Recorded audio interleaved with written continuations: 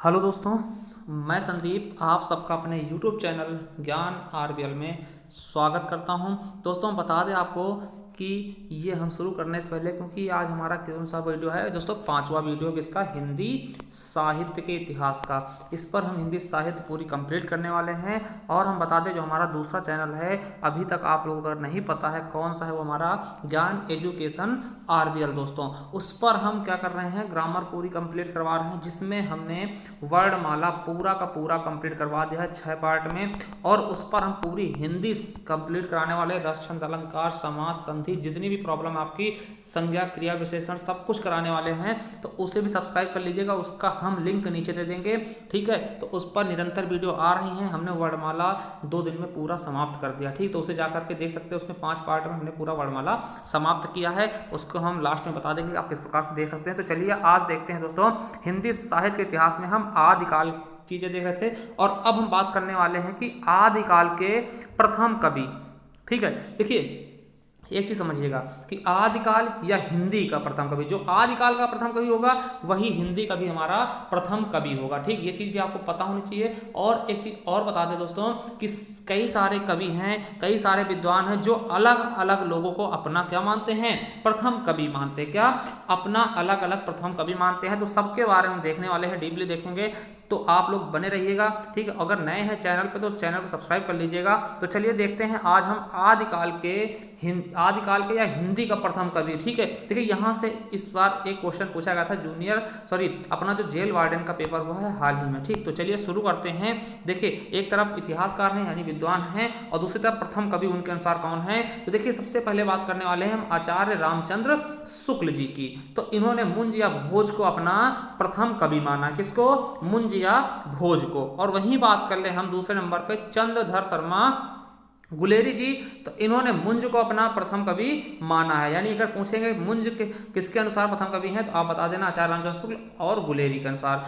अगर सीधा बात करते हैं कि चंद्र शर्मा गुलेरी के अनुसार हिंदी का प्रथम कवि कौन है, तो मुंज हो जाएंगे, ठीक है। अगला शिव सिंह सेंगर जी किसको मानते हैं, पुष्य या पुंड को दोस्तों, ठीक है। तो ये भी याद रखें। और मिश्र बंधु भी इन्हीं को मानते हैं, पुष्य या पुंड को, ठीक है। अब देखिए हजारी प्रसाद द्विवेदी जी, ये इंपॉर्टेंट है। हजारी प्रसाद द्विवेदी जी किसको मानते हैं, तो अब्दुल रहमान को। क्या, अब्दुल रहमान को दोस्तों हजारी प्रसाद द्विवेदी जी प्रथम कवि मानते हैं हिंदी का, ठीक है। और राम कुमार वर्मा स्वयंभू को, और स्वयंभू का आपको पता होगा इन्हें अपभ्रंश का वाल्मीकि कहते हैं। क्या दोस्तों, अपभ्रंश का वाल्मीकि कहते हैं, या फिर अपभ्रंश का प्रथम कवि भी इनको कहा जाता है। तो ये अपभ्रंश के प्रथम कवि हैं, मगर इनको राम कुमार वर्मा ने, डॉक्टर राम कुमार वर्मा ने इन्हें हिंदी साहित्य का प्रथम कवि माना है, ठीक। तो याद रखेंगे किसके अनुसार हैं, स्वयंभू डॉक्टर राम कुमार वर्मा के अनुसार। वहीं अगर डॉक्टर बच्चन सिंह की बात करते हैं दोस्तों, तो उन्होंने विद्यापति को माना है प्रथम कवि। और विद्यापति को आपको पता है इन्हें मैथिल कोकिल भी कहते हैं। क्या दोस्तों, मैथिल कोकिल के नाम से जानते हैं, क्योंकि इन्होंने मैथिली में एक बहुत ही अच्छी रचना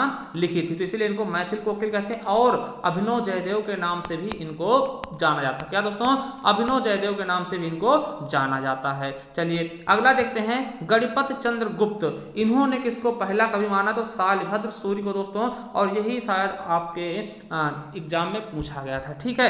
अब देखिए सबसे इंपॉर्टेंट क्या है, अगर ऐसे आता है कि हिंदी का प्रथम कवि कौन है, तो आपको ये वाला मत सर्वमान्य है, और इसी पे आपको अडित रहना है। किसके अनुसार, राहुल संस्कृत्यायन के अनुसार कौन है, सरहपा। और सरहपा के कई सारे नाम हैं, सरहपाद भी बोलते हैं, राहुल भद्र भी बोलते हैं, और उनको सरोज वज्र भी बोला जाता है। तो अगर क्वेश्चन आता है, वो ये नहीं पूछता कि किसी के अनुसार, वो डायरेक्ट बोल ले हिंदी का प्रथम कवि कौन है, तो आपको बता देना कौन है, सरहपा है दोस्तों। क्या सरहपा है, या फिर सरोज वज्र है, या फिर राहुल भद्र, ये क्योंकि सब इन्हीं के नाम है, ठीक है। तो ये चीजें आपको याद रखनी है। और सबसे जो मत है, सबसे मान्य कौन सा है, राहुल संस्कृत्यायन का, ठीक है। अगर वो आपसे सीधा पूछता है कि मान लिया पूछ लिया कि डॉक्टर बच्चन के अनुसार कौन है, तब आपको इनके नाम ले लेना, विद्यापति, राम कुमार के अनुसार कौन हो जाएंगे, स्वयंभू हो जाएंगे। मगर यही सीधा पूछ ले कि कौन है प्रथम कवि, तो आपको बता देना सरहपा, ठीक है, क्योंकि ये मत जो है सर्वमान्य है, ठीक है। तो ये चीजें आपको याद रखनी है। चलिए आगे देखते हैं दोस्तों।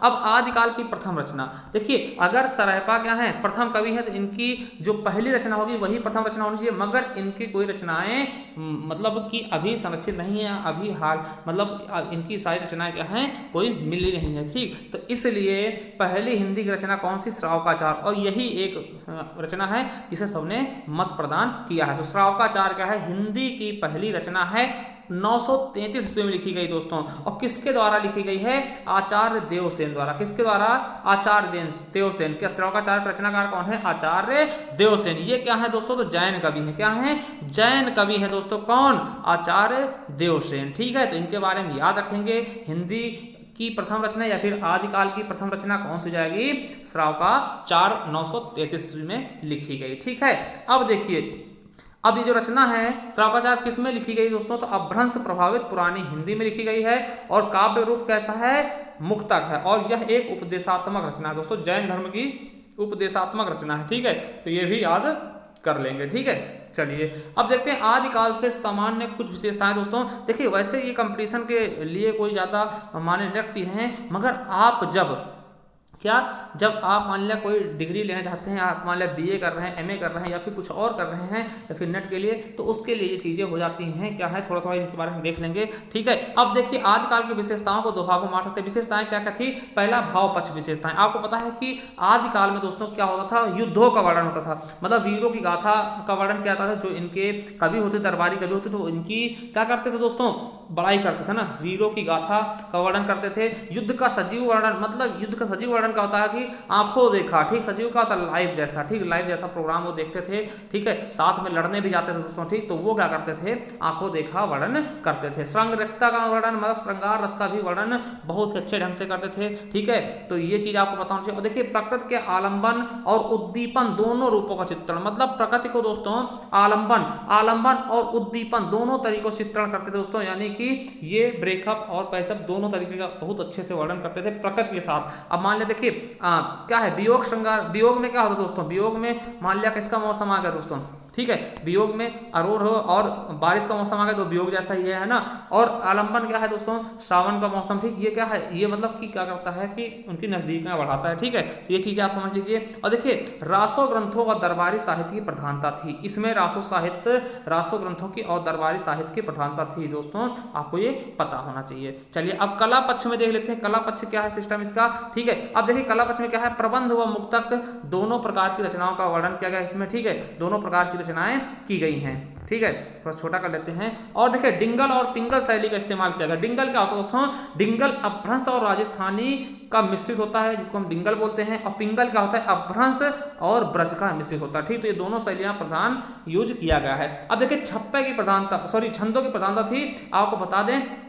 ठीक है, कि दोहा, चौपाई, छप्पे, आला, इनकी जो है बहुत ही मात्रा में, मतलब इनका वर्णन बहुत ही अच्छे से किया गया है। मतलब छंदों की प्रधानता इनमें पाई जाती है ना, बहुत ही अच्छे से। ठीक, और देखिए अलंकारों का भी बहुत अच्छे प्रयोग हुआ है, जिसमें अतिशयोक्ति, अतियुक्ति, श्लेष, उपमा, यमक और अनुप्रास अलंकार मेन है दोस्तों। अतिशयोक्ति क्या होता है, जहां पर बढ़ा चढ़ा के वर्णन किया जाए किसी चीज का। आपको पता है कि राजा के यहाँ रहना तो उसकी प्रशंसा बढ़ा चढ़ा के करनी पड़ेगी। और देखिए अतियुक्त क्या होता है, देखिए इतनी बढ़ा चढ़ा के वर्णन कर देना कि लोगों को हंसी आ जाए, मतलब कि बहुत ही ज्यादा बढ़ा चढ़ा के किसी चीज का वर्णन कर देना जिसमें क्या हो कि लोगों का ऐसा लग जाए कि भैया मजाक कर रहे हैं। ठीक है, हंसी आ जाए, बहुत ही ज्यादा बढ़ा चढ़ा देना। ठीक, श्लेष में क्या होता है कि एक ही शब्द से कई अर्थ निकले, जैसे रहमन पानी राखे, बिन पानी सब सून, है ना, पानी गए ना उबरे, मोती मानो चून। तो यहाँ पर पानी के 3 अर्थ कर रहे हैं, मोती, ठीक, मनुष्य और चून के लिए। ठीक, उपमा क्या होता है दोस्तों, किसी चीज की उपमा दे देना ना, किसी चीज की तुलना कर देना, दो लोगों में तुलना कर देना। ठीक है, और यमक में क्या होता है, कोई एक शब्द कई बार आए, है ना, और उनके अर्थ अलग अलग हो।